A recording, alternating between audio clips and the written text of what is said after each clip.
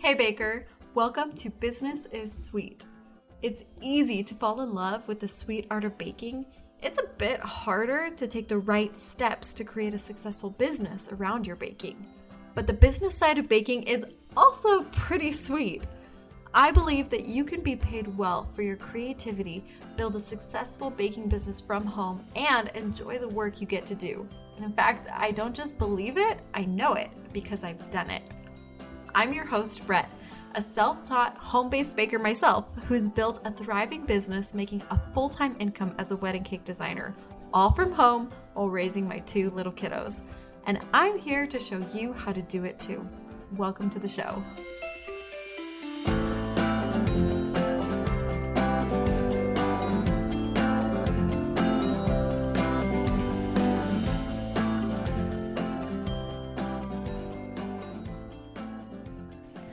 Hey Baker, welcome to the show. I'm so happy to have you and excited that you're here to learn more about how to grow your baking business. Thank you for joining. So excited that we've kicked it off and hope you're enjoying it so far. We've been talking about the 6 ingredients to growing your home baking business, and that's what we're going to dive deeper in today.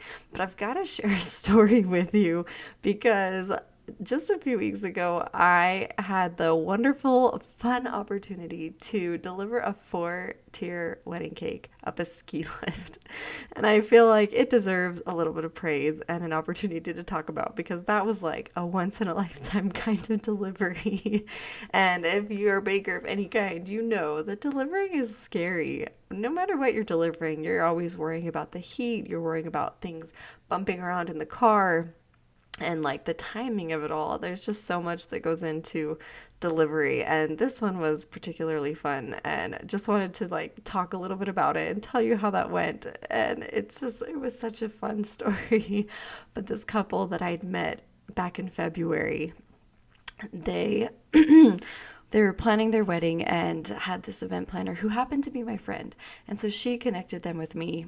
And after begging and begging, because I just wasn't ready to take an order yet, I just had a baby and wasn't quite ready to jump back into yet, but she kept asking and asking and asking for me to meet with them because they cared a lot about what their cake tasted like. And so finally I was like, all right, I'll meet with them. I'm starting to get back into it, and their wedding's not for a while, so let's do it. And we met, and they were awesome. They loved my cake, wanted to order from me. We were getting all excited, planning the design, going over details. And then they asked, did Amanda, the event planner, did she tell you about the gondola? And I was like, no, I didn't hear about a gondola. And turns out this couple was having their wedding at the top of a mountain at a ski resort. And the only way to access it, the only way in, was by ski lift. And at this moment, I'm sitting right in front of them, and I'm already committed to their cake, and I'm just racking my brains about how I'm going to do this. How much am I going to charge for this? Well, in the end, I charged them $300 for delivery alone. The order ended up being $1,600 completely for the cake and delivery. And then the single most expensive order I've ever done, which was really exciting. And it was really awesome that they were willing to pay for that.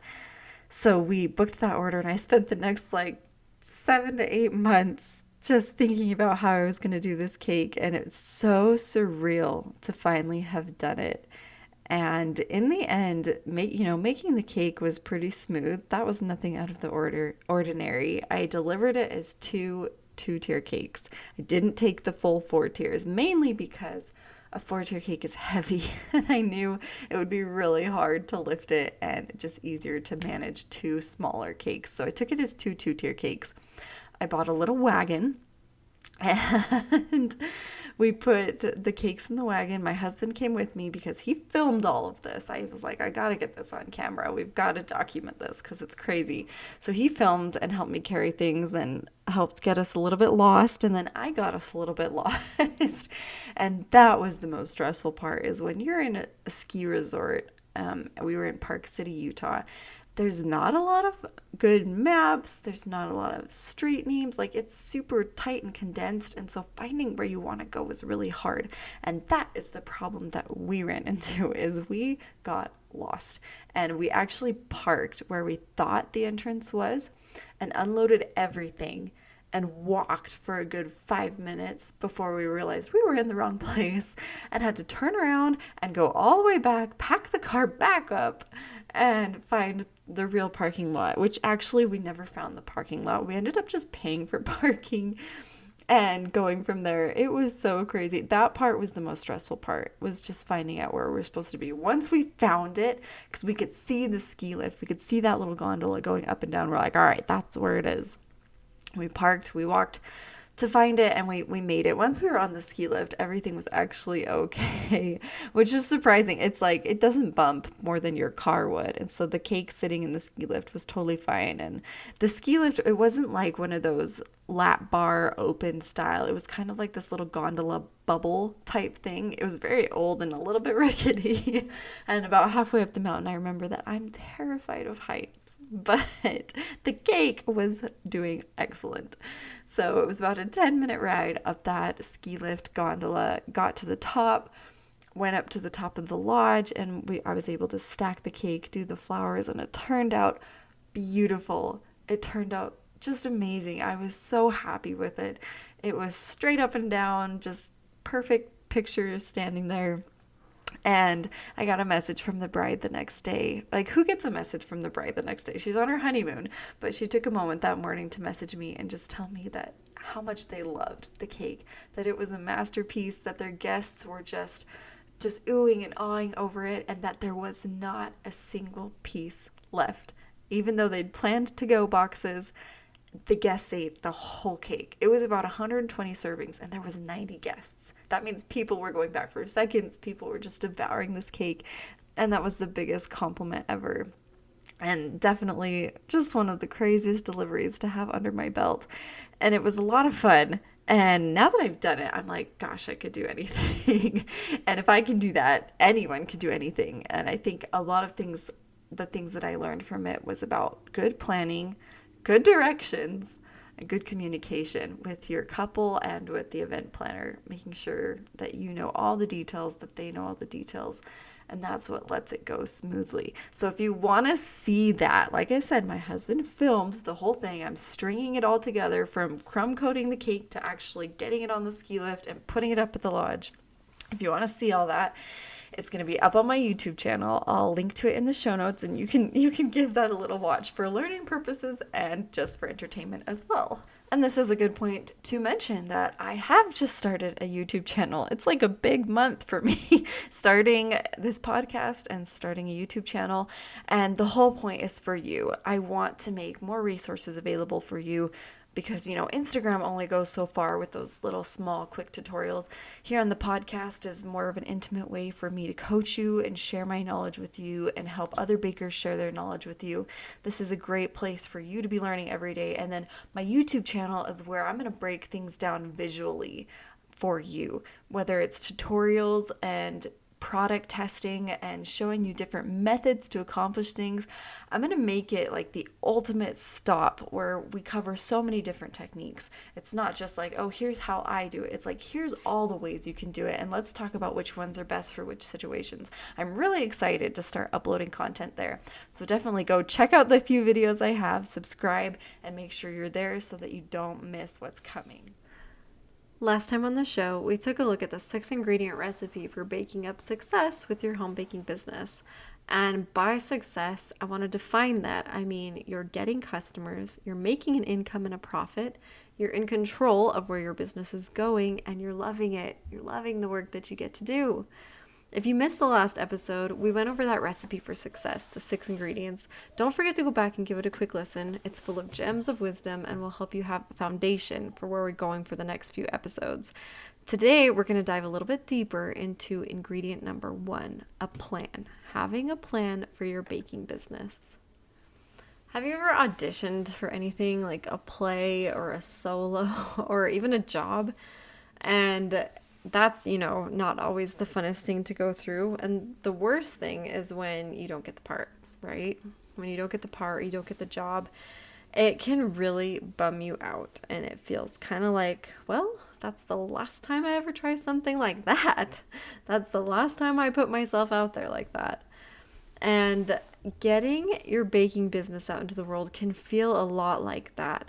when a sale flops or when customers are sparse and when things just kind of seem to be going downhill and you don't seem like you're getting where you want to be, you start to feel like that. Like, well, I'm not putting myself out there anymore, and that's the last time I do that. Like, there's like this sense of kind of shame and embarrassment that doesn't need to be there, but it's something very real that we feel as bakers. And that's a mindset shift that we need to have, that I want to help you have. It's kind of like a thought loop and a learned behavior that we've had those experiences, and so when we feel them again, when we had that moment where we didn't get the part or the job, or we feel like we put ourselves out there and then we didn't get where we wanted to be, and we back off and we shrink. We've learned that over and over and over again in our lives. And so in our baking business, when that starts to feel like the same pattern, like we're putting ourselves out there and it's not happening, we retreat and we back off, because that's what we've taught ourselves to do. And we need to rewrite it, because 99% of the time, success is waiting just behind the next try or the next, and we just have to push through a little further to get to it. So I want to help you change the way you think about your baking business and stop thinking about it like an audition. And I want you to start thinking about it like a science experiment. You're hypothesizing, you're researching, you're testing, and then you draw some conclusions. You learn some stuff, and you use what you learned to fuel the next experiment and the next. And it's a process. And when you come into it like that, it's almost like you're prepared to fail, but you're ready to learn and keep trying until you get it right. And I have to say fail with air quotes, because I really don't believe in failure. I believe that every time you try, even if you don't hit the mark that you want to hit, I believe that by trying, you learn. And that learning gets you further than you would have gotten if you hadn't tried at all. And that sometimes you have to try and fail to get to those next stepping stones. That's literally the only path. So I like this shift in our mindset, that instead of thinking about like, oh, I'm going to put myself out there and if it doesn't go well the first time, I'm done. I'm just going to stop. I like this idea of it as an experiment, that, okay, I'm going to give it a go and I'm going to learn some things, and it's not failure, it's progress. One of the things you need to know about me right off the bat is that I did quit my baking business 4 times before I succeeded. Yeah, I quit 4 times. And I'm going to tell you, I'm going to take a trip down memory lane with you, and I want to take a look at those different times so that you can learn from my mistakes and learn what I did wrong. And I also want to introduce that first secret ingredient of our recipe to success, having a plan. I want to talk about how having a plan is what finally helped me succeed and stop running into those same mistakes, how it opened the door to success when I came back to try one more time. The first time I quit my baking business was after an encounter with some old friends of mine. Now, when I was going to college, I worked in the college bakery. Now, it's nothing fancy, trust me. I definitely didn't get any high-end training there, but I did learn a lot about production, and I did make a lot of friends. It was a good time, and I really enjoyed my time at that bakery. So I had connections with people who loved baking and also had kind of an itch to create a baking business as well.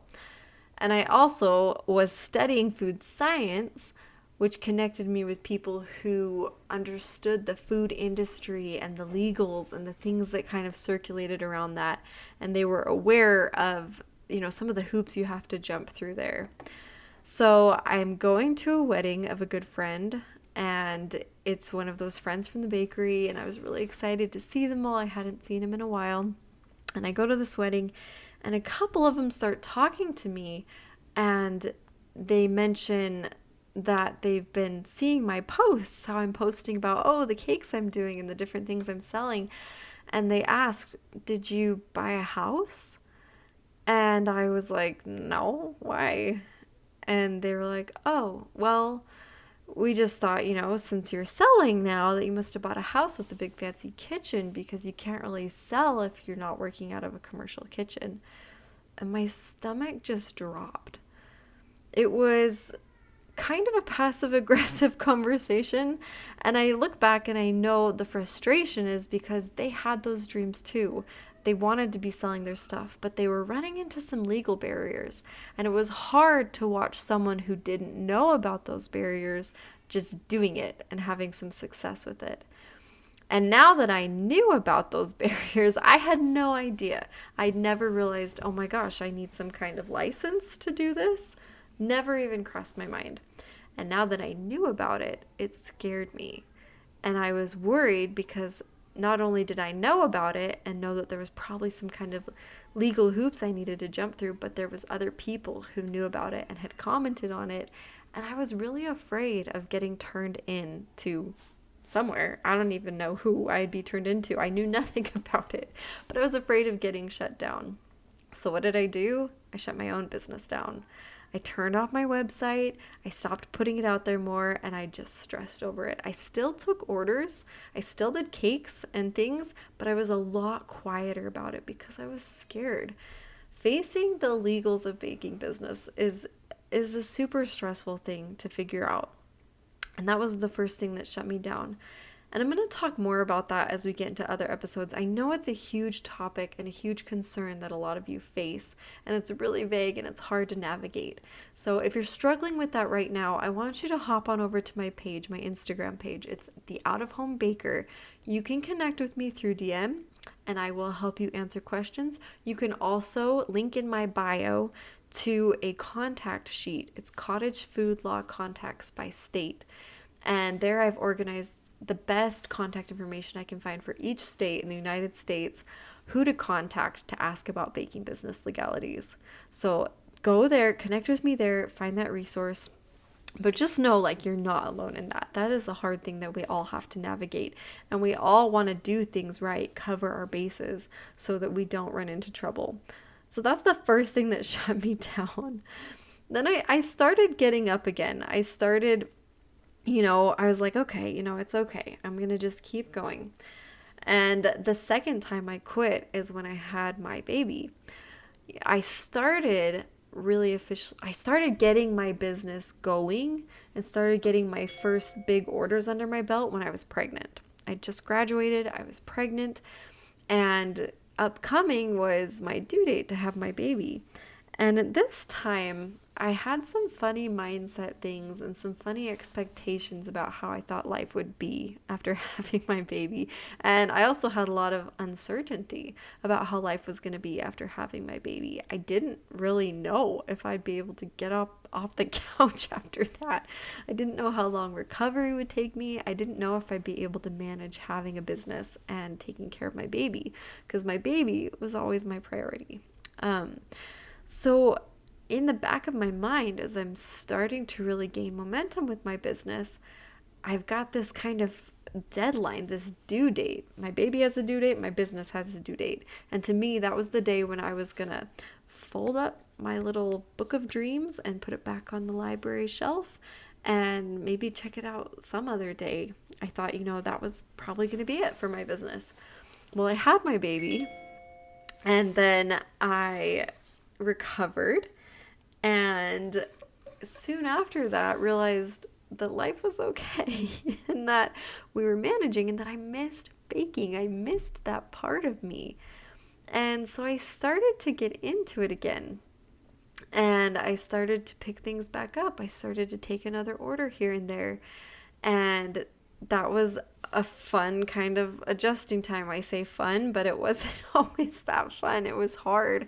I remember days where, I took on a cookie order very last minute for a girl who lived down the street, and she was dairy free. And so between, nursing my baby and changing his diaper, we ran down to the grocery store and bought dairy free chocolate chips and ran back home, and I threw them in the oven and gave him a bottle and then had to go deliver them. And that was kind of what life looked like at the time.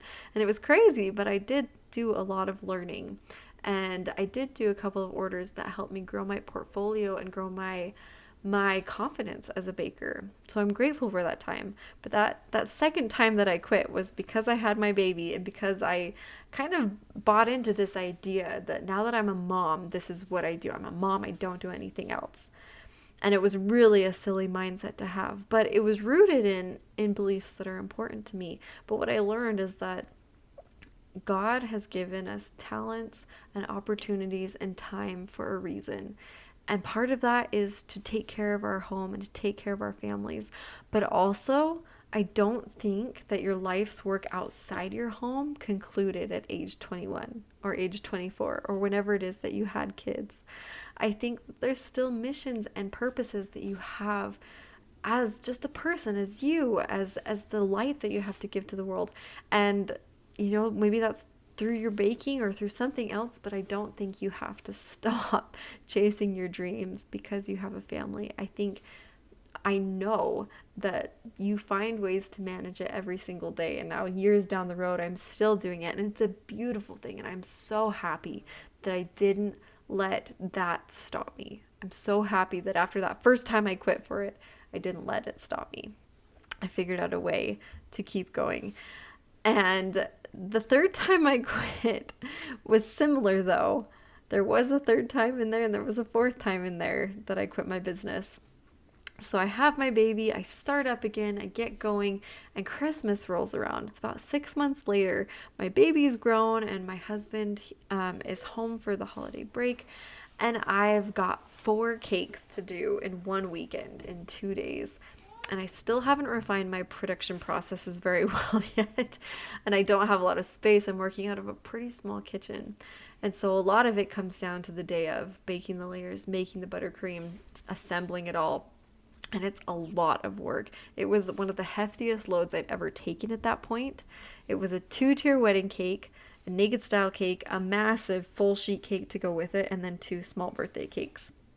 So I'm still pretty slow. I don't have a good production process. I don't have systems in place at this time. And I barely know how many boxes of butter I need to buy to get this done. I'm still skimping, buying the bare minimum of what I need because I'm trying to save costs and I'm not sure where my business money is going. And it's just crazy. So I'm standing for hours and hours in the kitchen getting these cakes done, all while my baby and my husband kind of flounder a little bit in the other room.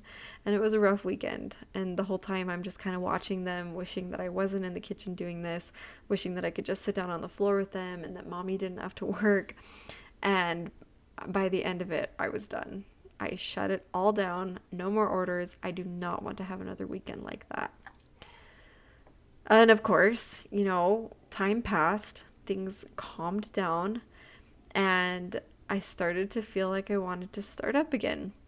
I did take a break for a while, but I wanted to get going again. I missed it. It's still a part of me. And even though I had that bad weekend, I thought, okay, I'm going to find a way to not let that happen. I'm going to find a way. I'm going to think smart and make smart decisions so that I can run my business without letting it have that crazy weekend where we all just kind of suffer and moan and die. So here I come again. I'm ready to start at my business, and I sit down, and this time I'm like, I'm going to do this right. I'm going to make a plan. I'm going to have policies, and I'm going to set limits and boundaries, and I'm going to write it all down. I'm going to stick to it, and I'm going to have this plan, and I'm going to get the business started again, and we're going to make it work. And like I already said, I do believe that God gives us gifts and talents and opportunities so that we can use them. And my belief in God is something big that fuels my business and the decisions that I make. So I sit down and I start my little business meeting with a prayer. And I begin to go over how I'm going to start up again. But pretty quick into my meeting, I felt a very strong and clear impression that it was just not time to start up again yet. And I went with that, and I closed my notebook, and that was that. And I quit that 4th time before I even started, really. But the common denominator in all of these times that I quit, what I was missing was the plan. I was flying by the seat of my pants, as we often do with our home baking businesses. And the first thing a plan would have done is provided me with a clear mission. knowing what I was trying to achieve with my baking business, knowing what my goals were. A plan would have laid a foundation for covering my legal bases and getting the proper licenses and registration. Sitting down to make a plan would have helped me think about all of that. It also includes setting some policies and operating rules to help you guide your actions and your decisions as a business owner. It's kind of funny. It honestly makes me think about when you're in elementary school and they teach you just say no to drugs, and it's they're laying a rule in your brain. You're laying yourself a rule so that when the moment arrives, you already know what you're going to do. Just say no to drugs. It's just say no to fondant, or only take this many orders per week. Or if a customer wants to order on the same day as a family event, family comes first. You lay those rules in your brain so that when you're faced with a situation, you already know what your decision is. You already have those boundaries set in paper. You've written them down. You know what they are, and it makes making that decision easier. And I want to go back and touch on that fourth time I quit, because I was starting to form a plan, but then I felt really clearly led that it was just not the time. And I want to talk about how, life comes in seasons. Sometimes we act as if we're in this sprint and that we have to get everything done now and we have to achieve all of our dreams in the next year. But really, we have a lot of life to live and a lot of time to figure things out, and life comes in seasons. There's seasons where we focus on running a business, and then there's seasons where we focus on other aspects of our lives. And it's okay to let that ebb and flow and to feel it out. And it's okay if there's times where you take a break or times when you really go hard. And where I find that having a business plan helps with that is, as you write a plan, you can write yourself a mission statement, just an overarching statement of what am I trying to do, how am I trying to do it, and why. And my family has always been a part of my mission with my baking business. I want to be able to support them and provide for them and create a life that we love through baking and through creativity. And that, there's several ways that it does that, because I'm able to provide an income, but I'm also able to have an outlet as a mom, as a person, so that I can feel fulfilled and I can really enjoy being at home because I know I've got something that's mine that I get to work on. So having that mission statement helps guide you. It helps you, again, to make the right decisions and to not just with your business, but to make the right decisions with just your life and to go in the right direction. That's what having a plan helps you to do. So finally, after all of this, 4 times quitting, 4 times going back at it, and then 6 months later, I was finally ready to go back into business. At the beginning of this story, I was in 2018. At the end of this story, not the end, but at this point, it's October 2019, and I'm ready to do it for real. The timing is right. I've been preparing, and I sit down and I make a plan. I've got a mission statement. I've got policies, and I've got an understanding of who my target customer is and what I'm trying to achieve. So lots of businesses out there have planning models and different ways to kind of set up your business, and they're really complicated. As I took business classes in college, I found that a lot of them still were a little bit over my head, and I couldn't see the picture very well because I didn't operate in a business that had assets and had capital and had distribution and had all of whatever, all of these different things that are kind of buzzwords, and you'll hear people toss them around and act like they know what they're talking about. But for me, I really just didn't quite get it, and it didn't quite fit for my business. And so I wanted something simpler to help me define what I was doing. And so I created a simple business plan, and that's what I used to get my business off the ground. And then I took that and I turned it into a template to help other bakers just get some groundwork down as you're starting your business, or even if you've started and you're far into it, to help lay some groundwork to keep you going. You can find the link to that simple business plan download. It's free. It's absolutely free. You can just use it however fits you. You can find the link to it in the show notes on whatever platform you're listening to. Then you can also find it if you follow me on Instagram at The Out of Home Baker. You can find it there in the link in my bio, and you can download it and use it to help you get some direction in your business. So what are the takeaways from this episode? Number 1, Treat your business as a science experiment. Be prepared to fail and ready to learn. Number 2, life has seasons and it's okay for your business to ebb and flow with them.